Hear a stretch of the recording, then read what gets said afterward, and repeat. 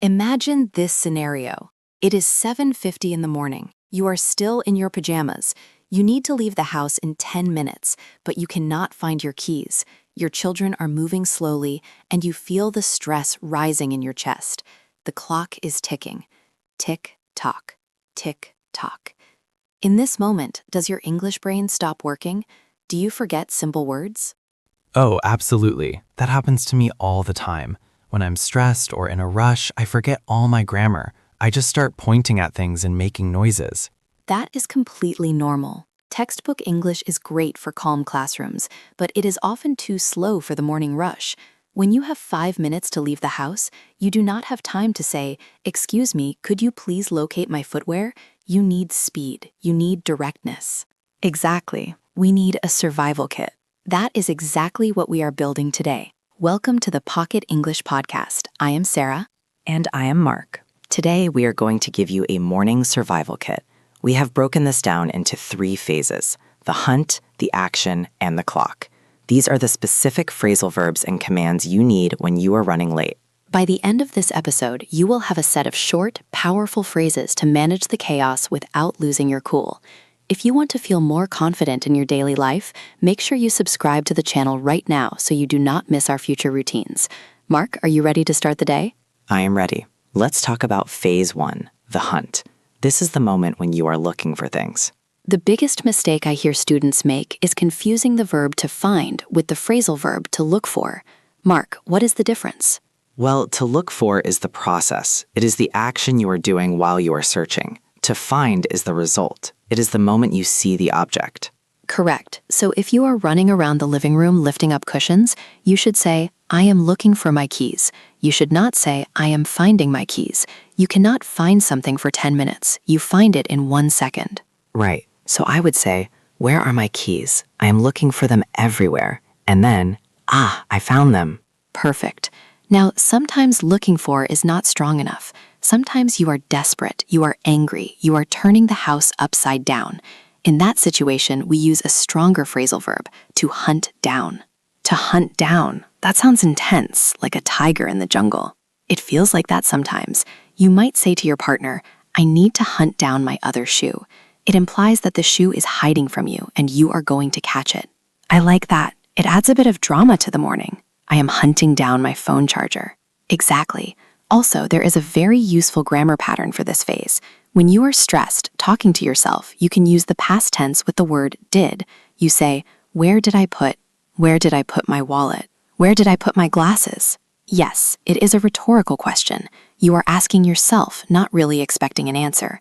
It is a very natural thing for native speakers to mutter while they are stressed. Where did I put those keys? Okay, so we have looked for our items and hopefully we have found them. Now we move to phase 2, the action. This is where we get dressed and get out. The vocabulary here needs to be fast. Mark, what is the problem with the word wear? This is a classic mistake. I often hear learners say, "Wait for me, I am wearing my shoes." Yes, and that sounds strange to a native speaker. Why? Because to wear describes a state, not an action. I am wearing a shirt right now. I am not doing anything. The shirt is just on my body. If you are in the process of clothing yourself, you must use the phrasal verb put on. So I should say, "I am putting on my shoes." Exactly. Put on your coat. Put on your socks. It is active. Wear is too static for the morning rush. What about when we are dealing with zippers and buttons? Good point. We have specific verbs for those. We do not usually say close your coat. We say zip up or button up. Zip up, button up. And for shoes, we say tie your shoes. Or if you want to sound very natural and casual, you can use the phrase tie up. Tie up your laces. But there is one verb in this phase that is the king of speed. That verb is grab. Grab, G-R-A-B. To grab means to take something quickly and roughly with your hand. You do not take your backpack gently when you are late. You grab it. So I would say, grab your lunchbox and let's go. Yes, grab your coat. Did you grab your phone? It implies urgency.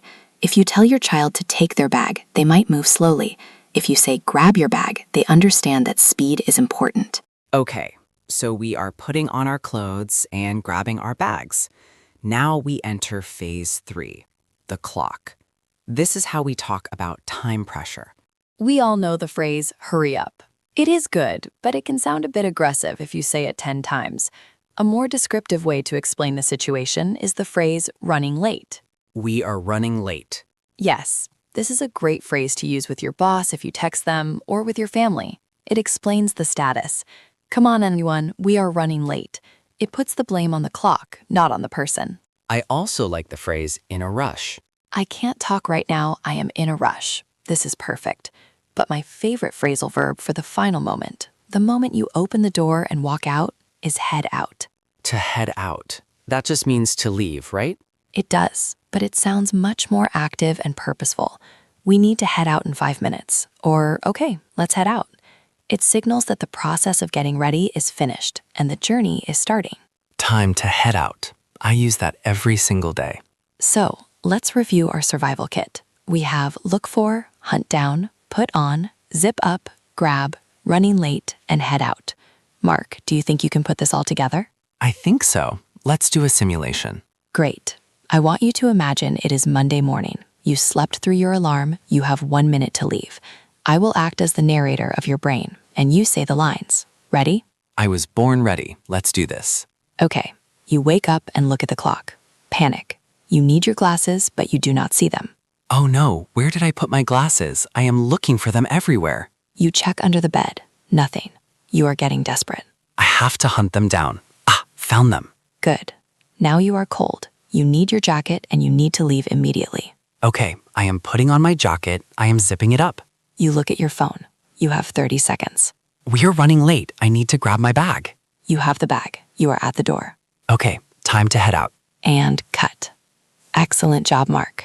That sounded like a real stressful morning, but your English was perfect.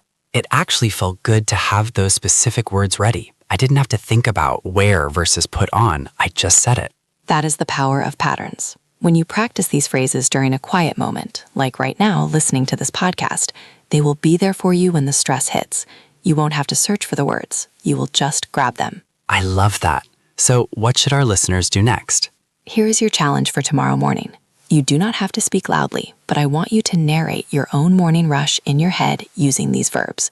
When you pick up your keys, think, I am grabbing my keys. When you put on your coat, think, I am putting on my coat. And when you are looking for that lost sock, think, where did I put that sock? Exactly.